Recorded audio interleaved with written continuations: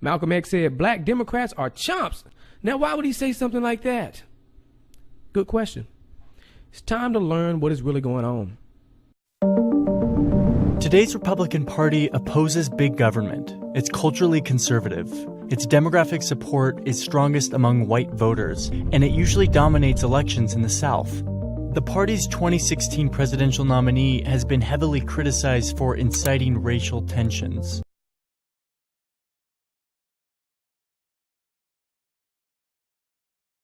But things weren't always this way.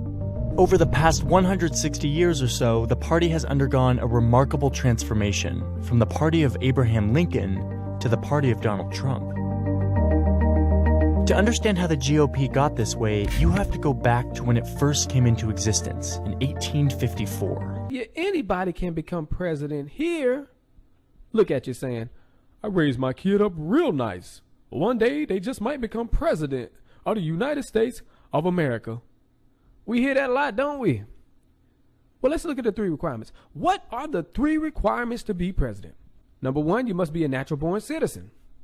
2, you must be 35 years old. And 3, you must have lived in the United States for at least 14 years.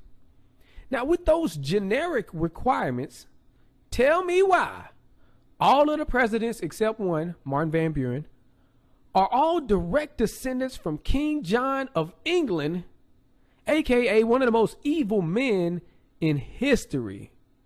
And for all the new people who are like, that's too long ago to matter, it was only about 849 years ago. Almost all of the presidents being descendants of a king of England doesn't sound very American to me. Let's look at more recent examples. A current example is Obama. He has 6 U.S. president cousins, both Bushes, Ford, Johnson, Truman, and James Madison. Let's not forget he is also related to Cheney, Bush's VP. Oh, and we can't forget Obama's 12th cousin, Jay Rockefeller. How about if he then gets in office and puts Hillary Clinton as the Secretary of State? What the heck wrong with him? So far, that's 28 years of Bushes and Clintons. Then Hillary steps down from the Secretary of State for Obama's 2nd term so she can run for the 2016 election. Throughout Obama's 2nd term, all we hear is Hillary going to run 2016? Now she's running. And we even got Jeb Bush running as well. That alone should show you how fraudulent this system is. Out of the millions of people in America, we keep ending up with Bushes and Clintons? If you say that's normal, you lying. People make excuses. Well, it's because they have the money, and whoever has the most money has the best chance to win the election. Not only is that not fair, but it goes against the whole anybody can be president thing. It's more like anybody in the bloodline who wants to be a hardcore sellout for Wall Street can be president. Just 7 years before the Civil War, there are 2 parties at this point, the Whigs and the Democrats. America is quickly expanding westward, and there's an intense debate over whether or not new states should permit slavery. The Democratic Party, with strong support in the South, has become increasingly pro-slavery. But the Whigs are divided on the issue. Their northern supporters are really afraid that the growing number of slave states would have too much political influence, which they feared could really hurt free white workers economically. So in 1854, the country is debating whether or not the territories of Kansas and Nebraska should allow slavery. The Whigs can't agree, and the party ends up collapsing. The former Whigs in the North form a new party that will fight against letting slavery expand any further. They call it the Republican Party. Stop being naive. If anybody has the chance of controlling the world, it's most likely those with the money. I'll take it even further. If anybody has a chance of controlling the world, it's most likely those who can write unlimited checks for an unlimited amount of money, creating money out of thin air, then taking the money to buy off politicians, universities, scientists, news media, and anything else that's able to be sold. To understand the American election system, you must understand that all the major media outlets have been bought off by the private bankers. It's been this way now and before you were born. They hype up these 2 parties, Democrats in the blue and Republicans in the red, as the only credible parties who can become president and hold office. They work as a distraction so you don't see the real controllers, that is, the owners of the Federal Reserve. Many know the Fed as the Illuminati bank. Remember, They print the money, and they even remind us that it's their money and we owe them. You see on the dollar it says Federal Reserve Note, and then on the back it has the Illuminati pyramid. Both parties act like they are against each other, but like I showed you earlier, both sides are related and receive sellout money from the same big banks like Goldman Sachs. They work as an effective cover for the Illuminati because the masses don't really pay attention to facts. Why y'all be doing that? They just pick a team and root for them like in sports. Your favorite team wears a certain color. Democrats and Republicans have different colors. They corner the masses by saying it's left versus right, which is broadly saying there are only two choices. This is the reality of the left-right paradigm. They prop up the Illuminati, and without them, the Illuminati gets exposed. And see, the parties themselves can't stand alone because people will see how much they suck because there's only one thing to blame. And it will be toppled over by the masses. The masses would then start their own party. Independent voice speaking, I say we don't send any troops over to Iraq to fight and get killed just because the military machine wants to make some money and get power for private bankers. You want somebody over there? Send yourself and your own kids, not other people's kids. Then the moderator would say, what is that noise? What is that? Did you hear that chinging noise? Completely dismissing the independent voice. How are people getting caught up in this? Well, both sides are designed to stand for certain causes that are broad enough for the masses to fit themselves into whichever category. If they agree with more of the left's portrayed beliefs, they will say they are Democrats. If they agree more with the right's portrayed beliefs, then they become Republican. Race, social class, gender, religion, and sexual orientation are key tools they use to keep the masses divided against each other so they won't figure out that both parties work for the same agenda. These tools of division are their favorite because they are so effective in making people stupid because they react off emotion and not from logic. Democrats fake like they are the ones fighting for the underdog. They portray to be the party for minorities, poor people, gay rights, climate change, and gun control. The main reason why they get away with the gun control push is because they portray to be people who really care about the well-being of people. So you would think them wanting to disarm citizens is a safety concern. Republicans, they portray to be a party who fights for rich people problems, also known as the rich white people party, out of touch, white people in general party, rich minorities who are not happy working so hard just to pay all these taxes and we got people doing nothing on welfare party, tax cuts, anti-gay rights and wars, and sometimes Hispanic party. Let's break down one of their key division tools they like to use, gay rights. See, because gay people need to feel like they have a voice too. So Democrats gladly accept this role, even though they only do this to get gays to accept the New World Order. That's right. To Democrats, gays are a political pawn. Y'all better pay attention. They don't care about anybody's rights. You don't really notice it because the fake opponent teammate Republicans play the role of the anti-gay party. This only reinforces that Democrats must really be for gay rights. Republicans say all these bad out-of-touch things about gay people, so then they can give the Democrats their talking points only to strengthen their support. The stronger the support for one side, the stronger the left-right paradigm gets. That means it's harder to see the criminals on top, the Illuminati bank. The Democrats always get to play the good guy when Republicans go on about the gays. Here is where the little game ends. Most of the Republicans are gay.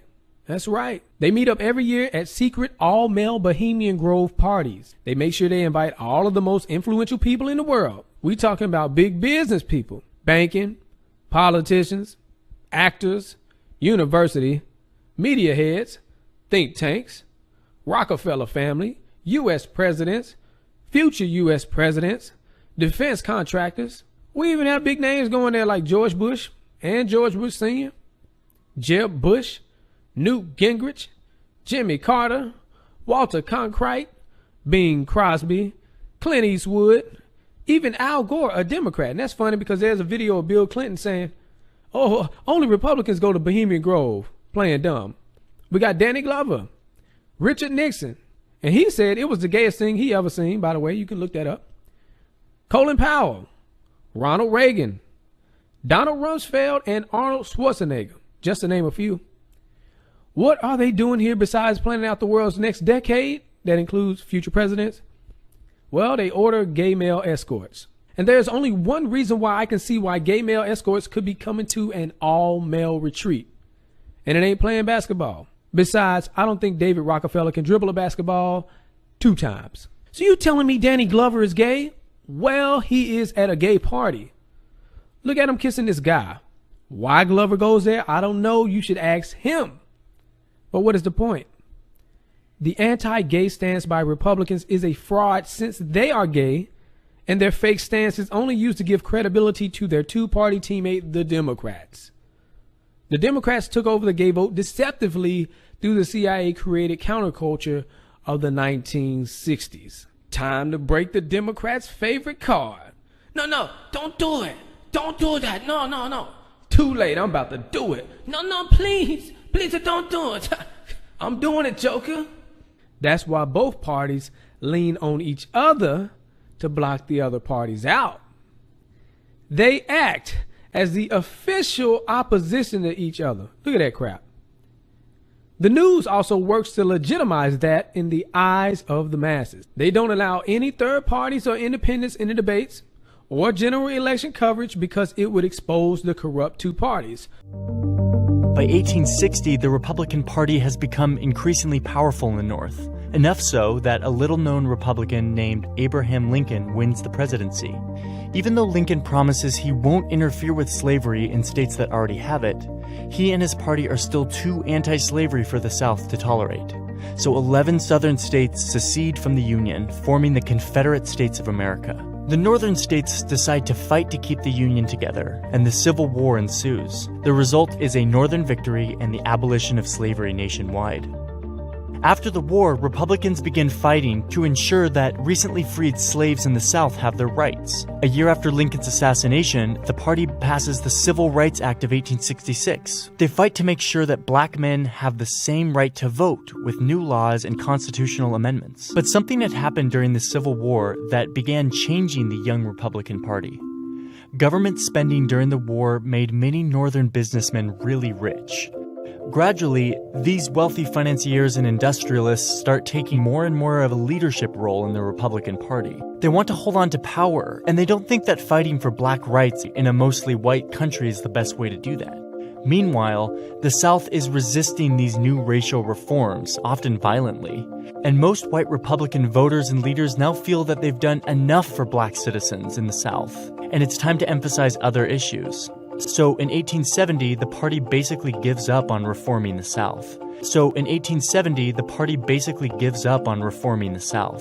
Let's look at December 1865. The KKK launches as the terrorist arm of the Democratic Party. This is key to understand because it was created to take power back from the Republicans. The target was Republicans. In this time period, blacks voted Republican. I keep saying that. They would have a problem figuring if a white person is Republican or Democrat, but they knew when they saw a black person, they would be Republican. Not to say KKK wasn't racist. They were very racist.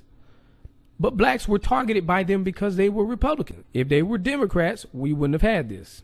This group would murder and torture blacks and promise to release them if they voted Democrat. If you violate the agreement that you would vote Democrat, you were killed. Also, many never got released but were lynched. They also attacked and murdered white Republicans. Here's some instructions from the military arm of the Democratic Party, red shirts. Every Democrat must feel honor bound to control the vote of at least one Negro by intimidation, purchase, keeping him away, or as each individual may determine how he may best accomplish it. We must attend every radical meeting that we hear of, whether they meet at night or in the daytime. Democrats must go in as large numbers as they can get together and well armed. Behave at first with great courtesy and assure the ignorant Negroes that you mean them no harm. And so soon as their leaders or speakers begin to speak and make false statements of the facts, tell them then and there to their faces that they are liars, thieves, and rascals. and are only trying to mislead the ignorant Negroes. And if you get a chance, get upon the platform and address the Negroes. In speeches to Negroes, you must remember that argument has no effect upon them. They can only be influenced by their fears, superstitions, and cupidity. Do not attempt to flatter and persuade them. Treat them as to show them you are the superior race, and that their natural position is that of subordination to the white man. Never threaten a man individually. If he deserves to be threatened, the necessities of the time require that he should die. What the hell? 1868, the 14th Amendment passes and recognizes newly freed slaves as U.S. citizens. The Republican Party supported 94%. Democratic Party supported 0%. No Democrats from the House, no Democrats from the Senate voted for it. 1870. The 15th Amendment passes and secures the right to vote to newly freed slaves. The Republican Party supported it 100%. The Democratic Party supported it 0%. There was no support. Also, since the 15th Amendment, 1870, to the Constitution abolished slavery, Democrats had to find another way to maintain the white supremacy system. So they used black codes. These were laws passed in southern states which had the intent and the effect of restricting blacks' freedom and of compelling them to work in a labor economy based on low wages or debt. Slavery without a chain, pretty much. Some states made it illegal for blacks to own weapons. Remember, corrupt government don't like armed citizens. Deciding instead to leave it to its own devices. The region becomes politically dominated by white Democrats. Fast forward to the new century. By the 1920s, the Republican Party has become essentially the party of big business. In 1876, the year the momentum stopped, Democrats gained control of the Senate, and as a result, the civil rights movement was squashed, with no civil rights bills being passed for 85 years. So in 1870, the party basically gives up on reforming the South. They also barred blacks from federal office for 70 years. They worked to reverse all the civil rights laws that were passed earlier. They did this using Jim Crow laws. Yes, these are the same Jim Crow laws Martin Luther King fought against. And what are Jim Crow laws? Well, here are some examples. Nurses. No person or corporation shall require any white female nurse to nurse in wards or rooms in hospitals, either public or private, in which Negro men are placed. That was in Alabama. Buses. All passenger stations in this state operated by any motor transportation company shall have separate waiting rooms or space and separate ticket windows for the white and colored races. That was in Alabama again. You see, it was the Democrats who tried to get Rosa to go to the back of the bus. But see, now they want to act like they all honor her. Intermarriage. The marriage of a person of Caucasian blood with a Negro, Mongolian, Malay, or Hindu shall be null and void. That was in Arizona. Cohabitation. Any Negro man and white woman, or any white man and Negro woman who are not married to each other, who shall habitually live in and occupy in the nighttime the same room, shall be punished by imprisonment not exceeding 12 months or by fine not exceeding $500. That was in Florida. Education. The schools for white children and the schools for Negro children shall be conducted separately. That was in Florida. Barbers. No colored barber shall serve as a barber to white women or girls. That was in Georgia. Burial. The officer in charge shall not bury or allow to be buried any colored persons upon ground set apart or used for the burial of white persons. That's in Georgia. Restaurants. All persons licensed to conduct a restaurant shall serve either white people exclusively or colored people exclusively, and shall not sell to two races within the same room or serve two races anywhere under the same license. Georgia. Prisons. The warden shall see that the white convicts shall have separate apartments for both eating and sleeping from the Negro convicts. That's Mississippi. And then it goes so on and so on and so on. So we see it was the dang Democrats who brought about this whites only, coloreds only garbage. So in 1870, the party basically gives up on reforming the South. and these are just a few of them. In the 1890s, Democrats enacted literacy tests that asked ridiculous, confusing questions, and if you didn't pass, you couldn't vote. Poll taxes, which blacks and poor whites couldn't afford, so they weren't allowed to vote. Elaborate registration systems, and whites-only Democrat Party primaries called white primaries to exclude black voters. Ain't it crazy that the people claiming that they're all about democracy are the original perpetrators of voter suppression? And that voter suppression worked. 1882, in Mississippi, there were 70,000 more blacks than whites, but the white voters outnumbered black voters 8-1. In Birmingham, Alabama, out of 18,000 of the blacks there, only 30 were allowed to vote. In Texas, the number of black voters fell from 100,000 to 5,000. Alabama and Florida black voters dropped 90%. By the 1940s, only 5% of blacks were registered to vote. 1900. Democrats tried to repeal the 14th and 15th Amendment. Remember, the 14th Amendment recognized free slaves as U.S. citizens, and the 15th Amendment secures the right to vote to newly freed slaves. Let's see what Democrat U.S. Senator Ben Tillman says.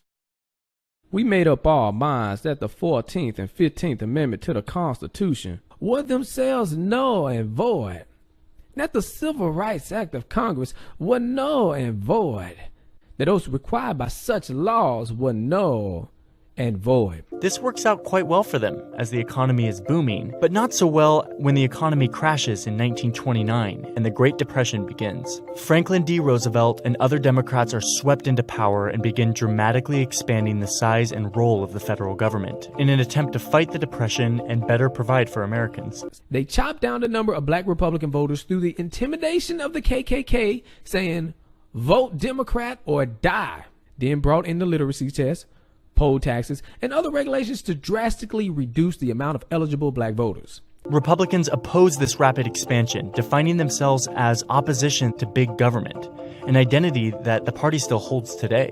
Going into the 50s and 60s, race and the South returned to the forefront of national politics, with the civil rights movement attempting to end segregation and ensure blacks truly have the right to vote. In Selma, 1965, blacks outnumbered whites, but in voters, it was 99% white, 1% black. This is the first major step on how they were able to convert black voters into Democrats. They chopped down the number of black Republican voters through the intimidation of the KKK, saying, "Vote Democrat or die." Then brought in the literacy test, poll taxes, and other regulations to drastically reduce the amount of eligible black voters. For example, in Birmingham, out of 18,000 blacks, only 30 were allowed to vote. Then take the small amount of black voters remaining and convert them to Democrat voters. The kids of these will grow up as Democrats, and the grandkids of those will grow up as Democrats, not really understanding the true history of what happened. The civil rights debate isn't a purely partisan issue. It's more of a regional issue, with Northerners from both parties supporting it and Southerners from both parties opposing it. 1914, Democrat President Woodrow Wilson segregates the federal government and the U.S. military. Wilson was also a former KKK member. 1915, the Democratic President Woodrow Wilson shows the first movie ever shown in the White House, and it was a KKK movie. Here's a quote from it. "The organization that saved the South from the anarchy of black rule, but not without the shedding of more blood than at Gettysburg." 1922, Republican Leonidas Dyer passes the first anti-lynching law through the House of Representatives. 119 members voted against the bill. 16 were Republicans. 103 were Democrats. 1957, Republican President Dwight Eisenhower passes the first civil rights law in 82 years. So in 1870, the party basically gives up on reforming the South. With the Civil Rights Act of 1957, Democrats, of course, filibustered a bill, delayed the process in attempt to block it. Republican Party supported 92%. Democrats supported 54%. 1960, Republican President Dwight Eisenhower passes the Civil Rights Act of 1960. Democrats filibuster this bill too. Republicans support 93% and Democrats support 68%. 1964. Civil Rights Act of 1964 was introduced. It outlawed discrimination based on race, color, religion, sex, or national origin. It ended unequal application of voter registration requirements and racial segregation in schools, at the workplace, and by facilities that serve the general public.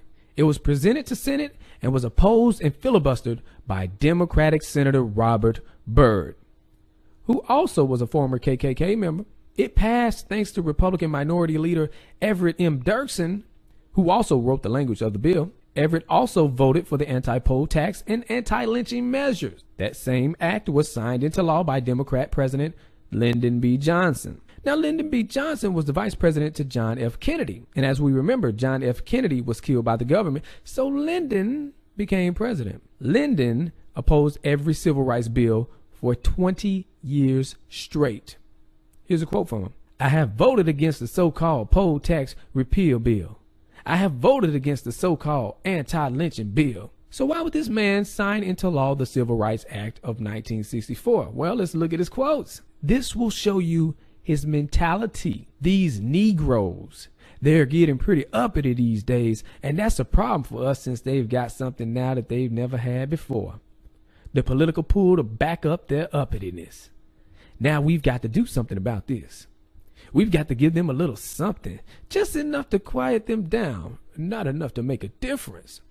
That was Lyndon B. Johnson. And when explaining why the Civil Rights Bill was important to him, he said, I'll have those N-words voting Democratic for the next 200 years. Again, that was Lyndon B. Johnson. Let that sink in. To fully understand what is happening here, you must understand the time. The 60s were a time of social revolution. Many people were waking up to the corruption, which brought the counterculture of the 1960s. The racist ways of the Democratic Party could not exist in this era without being shunned and fought by the masses. We had leaders like Martin Luther King and Malcolm X, both born in the 1920s, by the way, who were able to connect and effectively expose to the new generation how stupid racism is. Then, in 1964, it's Democratic President Lyndon Johnson who signs the Civil Rights Act into law. And it's Republican presidential nominee Barry Goldwater who opposes it, arguing that it expands government power too much. A massive switch-up takes place. Black voters, some of whom had already been shifting from the Republican Party, convert almost entirely to their new advocates, the Democrats. Malcolm X said black Democrats are chumps. Now, why would he say something like that? Good question. It's time to learn what is really going on. Lyndon Johnson, the guy who opposed every civil rights bill for 20 years straight and was born in 1908, understood this. Democrats knew this was the opportunity they had to take the black vote. I'll break that down after this. It's time for everybody to know who this Lyndon B. Johnson character really is. In the 1964 election, we had Democrat Lyndon B. Johnson versus GOP nominee Republican Barry Goldwater. Goldwater was the Ron Paul of his time in that he was for the Constitution and was hated by the media because he was anti-establishment. During the Republican primaries, he went against pro-establishment. That means pro-Federal Reserve candidates like Nelson Rockefeller and George Romney. The media tried its best to discredit him, but because of the anti-establishment culture of the 1960s, his grassroots campaign surpassed that. Goldwater was against the Federal Reserve. Here's his quotes. Most Americans have no real understanding of the operations of the international money lenders. The accounts of the Federal Reserve have never been audited. It operates outside the control of Congress and manipulates the credit of the United States. That's Barry Goldwater. He was also great friends with JFK, and they planned to fly around the country together and run a joint platform to have real debates so the public can make a clear choice in the 64 election. As we know, that wasn't the case with Kennedy dead. So Goldwater went against Lyndon, and the agreement of a joint campaign or debates for the people was thrown out the window by Johnson. Not only that, but there were no debates at all in the 1964 election simply because Lyndon Johnson didn't want to debate. Of course, the establishment loved that. So how did the people decide who they would vote for? It was through campaign ads. And Lyndon was the dirtiest player in the game. An example is he ran an ad of a little girl counting flowers. And as she counts the flowers in the dramatic scene, an atomic bomb blows up the girl. Then it says, vote Lyndon B. Johnson. Pretty much because we don't want this to happen, even though Goldwater was against the war. Here is the key deceptive tactic Lyndon used. that is not most known. He created an ad where it has the KKK saying they support Goldwater for president. Then at the end says, vote Lyndon for president. That shows you the mentality of Democrats. This is the new way the Democrats and the terrorist arm of the Democratic Party, KKK, took control of the black vote. And they've been using this tactic ever since. That's why Democrats always bring up race. Black minister and Senator Richard Kane of South Carolina predicted this in the 1870s, saying, the bad blood of the South comes because the Negroes are Republican. If they would only cease to be Republicans and vote the straight out Democratic ticket, there would be no trouble. Then the bad blood would just sink entirely out of sight. How did Democrats get away with painting Goldwater as a racist? That's because Goldwater opposed the Civil Rights Bill of 1964 because he saw things in the bill that were unconstitutional, talking about Titles 2 and 7. They hid that Goldwater was not a racist and supported the Civil Rights Bills of 1957 and 1960. And he was opposed to discrimination or segregation on the basis of race, color, creed, or any other basis. These deceptive Democrats get all the credit by major media for getting rid of Jim Crow. But let's not forget history. There was a civil rights movement in the 1860s that was gaining so much momentum. We got the Civil Rights Act of 1866, 14th Amendment to the Constitution, 15th Amendment to the Constitution, Civil Rights Act of 1871, that was the Anti-KKK Act, the Civil Rights Act of 1875, all passed by Republicans and fought against by Democrats, only for Democrats to gain control of Congress in 1876 and squashed the civil rights movement, with no more civil rights laws being passed for 85 years. They are the ones who brought the Jim Crow laws because they couldn't get rid of the 14th and 15th Amendment. This is the party that terrorized blacks for over 100 years straight. They are the only political party in history to repeatedly murder black people. Lyndon B. Johnson, remember, said, I'll have those N-words voting Democratic for the next 200 years. And what they do? Give us a janky old sellout for the banks, Barack Obama. Trying to change the history books by having the first black president be a Democrat. I think it would be more accurate if he had a KKK hat. They chopped down the number of black Republican voters through the intimidation of the KKK, saying, vote Democrat or die. Then brought in the literacy test, poll taxes, and other regulations to drastically reduce the amount of eligible black voters.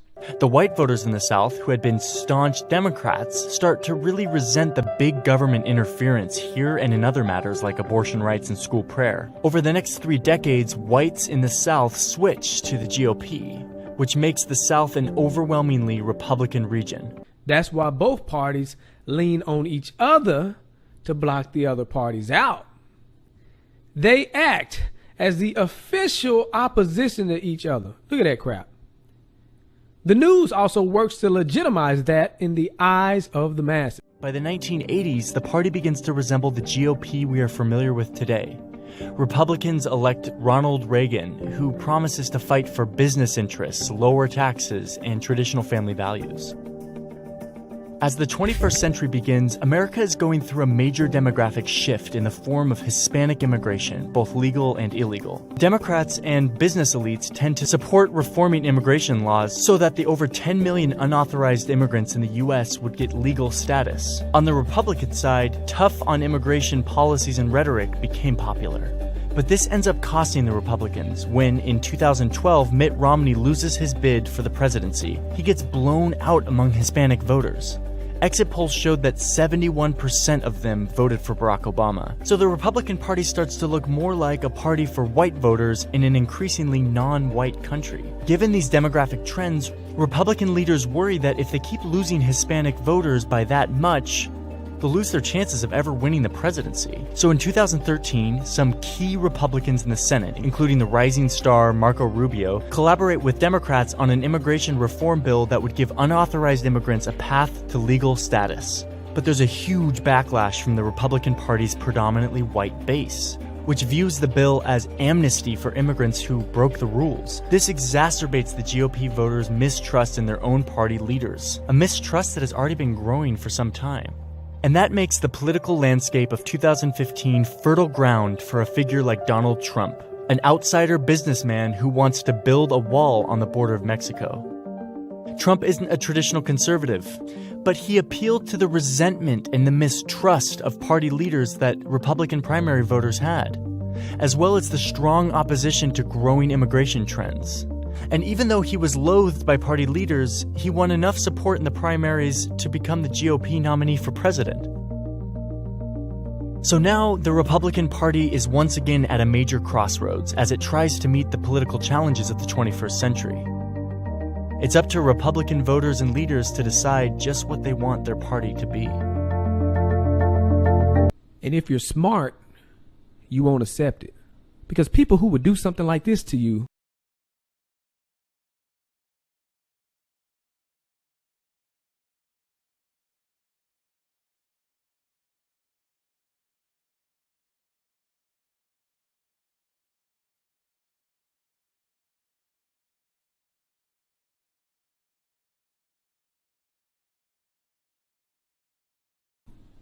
with the control they have now would do even worse things with worldwide control.